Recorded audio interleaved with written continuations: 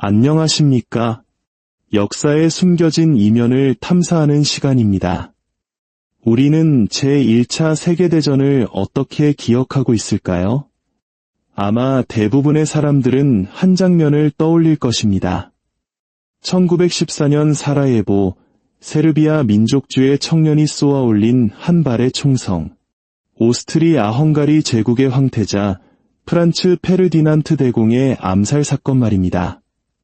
교과서는 이 총성이 복잡하게 얽혀있던 유럽의 동맹관계를 작동시켰고 결국 수백만 명의 젊은이들을 참호 속에서 죽음으로 내몬 거대한 전쟁의 도화선이 되었다고 설명합니다. 하지만 만약 이 모든 것이 이야기의 전부가 아니라면 어떨까요? 그 총성은 단지 불꽃이었을 뿐 진짜 폭발은 총알이 아닌 회계 장부에서 시작되었다면 말입니다. 그렇습니다. 역사의 거대한 톱니바퀴가 굴러가기 시작한 곳은 전장이 아닌 런던과 뉴욕의 호화로운 은행 사무실이었습니다. 소수의 강력한 금융가들이 오늘날의 가치로 수십억 달러에 달하는 대출 계약서에 서명하고 있었고 그들의 잉크 자국은 발칸반도의 작은 분쟁을 인류가 경험한 가장 끔찍한 비극으로 바꾸어 놓았습니다. 그리고 가장 충격적인 사실은 그들이 전쟁의 양쪽 모두에게 자금을 지원했다는 것입니다. 오늘 우리는 여러분의 역사 교과서가 건너뛴 그러나 전쟁의 본질을 꿰뚫는 돈의 흐름을 따라가 보려 합니다. 그리고 이 거대한 금융기계의 유령이 오늘날의 분쟁을 어떻게 만들어내고 있는지 그 섬뜩한 메아리를 듣게 될 것입니다. 이야기는 1914년 이전 수십 년 전으로 거슬러 올라갑니다. 19세기 말 유럽은 영광과 탐욕이 뒤섞인 제국주의의 시대였습니다. 영국과 프랑스 같은 오랜 식민 제국들은 아프리카와 아시아의 광대한 영토에서 고무와 석유, 연화를 실어 나르며 본국의 공장을 돌렸습니다. 제국주의는 고귀한 문명 전파의 사명이 아니었습니다. 그것은 순수한 현금, 즉 돈의 문제였습니다. 마치 추수감사절 칠면조를 나누듯 유럽 열강들은 아프리카 대륙을 조각냈습니다. 영국은 목화와 금을 위해 이집트와 남아프리카를, 프랑스는 고무를 위해 인도 차이나를 차지했습니다. 뒤늦게 식민지 쟁탈전에 뛰어든 독일은 인산염을 확보하기 위해 탕가니카와 나미비아를 손에 넣었습니다. 우리에게는 그리 낯설지 않은 풍경입니다. 열강들이 아시아를 분할하고 우리 민족의 운명을 좌우하던 구한말의 비극적인 역사가 떠오르기 때문이죠. 이 거대한 제국을 건설하고 유지하는 데에는 막대한 비용이 들었습니다. 정글을 가로지르는 철도, 사막의 요새, 그리고 현지 주민들과의 끊임없는 충돌. 이 모든 비용은 정부의 예산, 즉 민간은행으로부터 빌린 막대한 대출금으로 충당되었습니다. 1900년경 대영 제국은 런던 금융가의 5 거물들에게 수십억 파운드의 빚을 지고 있었습니다.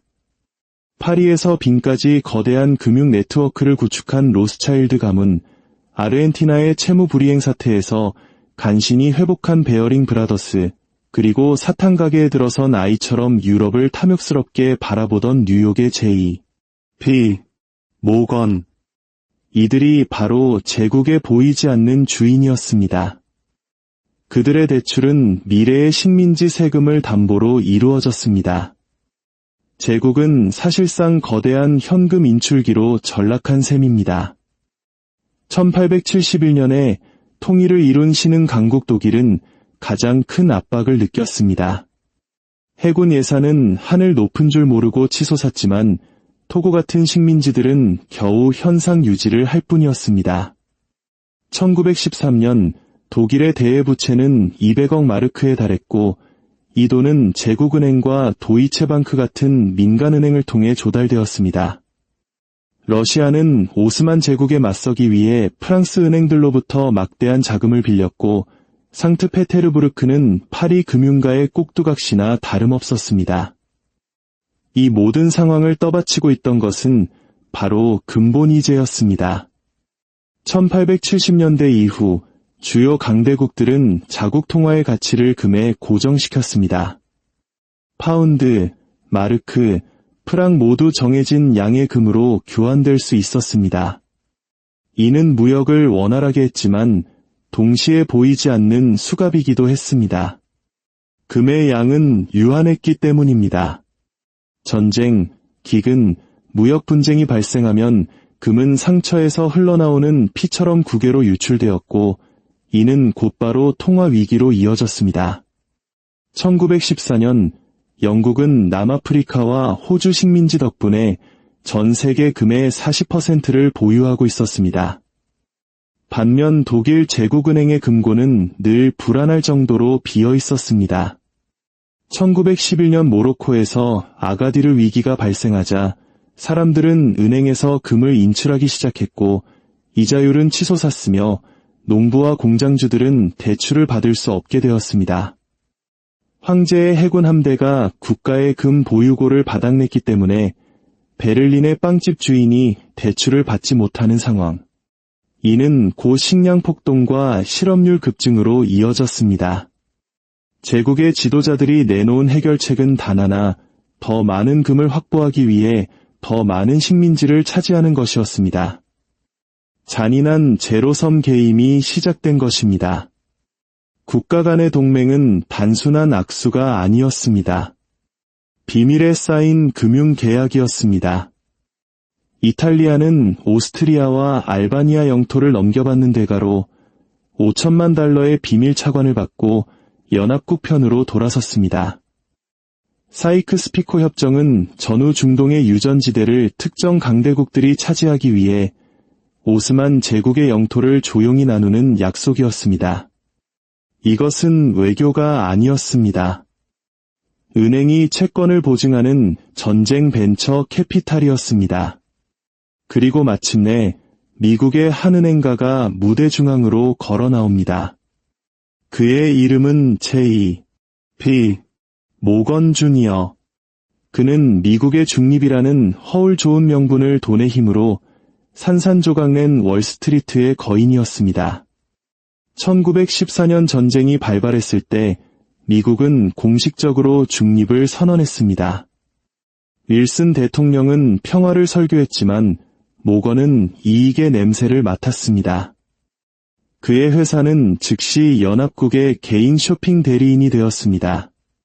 군수품, 식량, 철강 등 총 30억 달러, 오늘날 가치로 800억 달러가 넘는 물자가 J.P. 모건을 통해 독점적으로 공급되었습니다. 1915년 영국과 프랑스에 제공한 5억 달러의 대출은 역사상 가장 큰 규모의 외화 채권 발행이었습니다.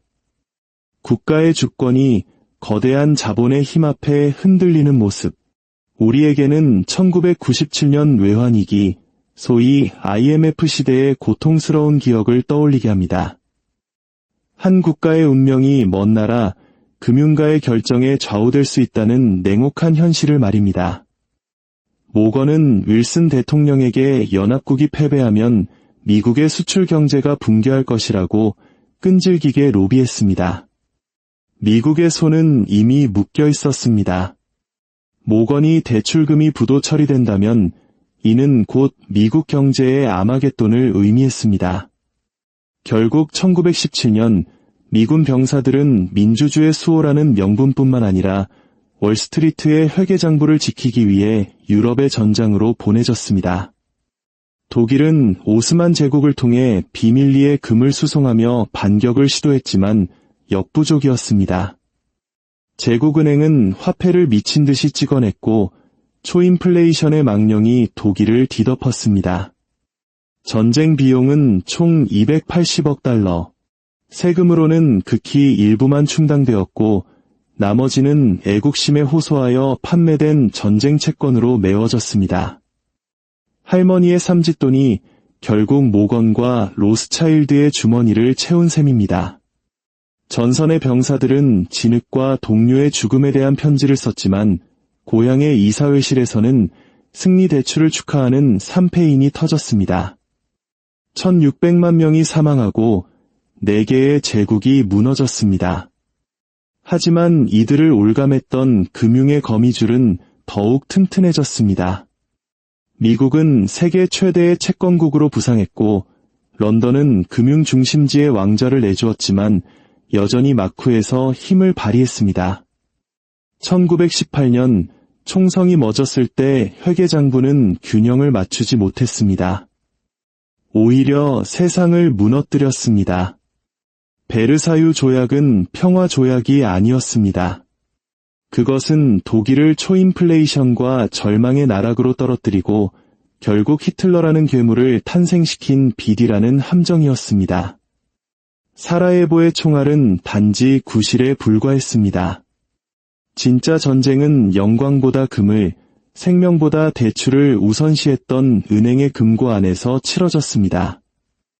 다음에 누군가 제1차 세계대전을 모든 전쟁을 끝내기 위한 전쟁이라고 부르거든 이 이야기를 기억하십시오. 그것은 현대 금융 자본주의를 탄생시킨 전쟁이었습니다.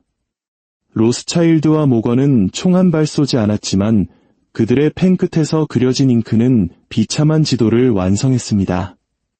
그리고 오늘날 우리는 모든 경제 제재와 국제통화기금의 구제금융 속에서 그 역사의 섬뜩한 메아리를 듣고 있습니다. 오늘 우리의 이야기가 역사를 바라보는 새로운 창이 되었다면 지혜를 나누는 이 여정에 동참해 주십시오. 당신의 구독과 공유는 보이지 않는 역사의 진실을 밝히는 등불이 됩니다. 다음 시간에 더욱 깊이 있는 이야기로 찾아뵙겠습니다.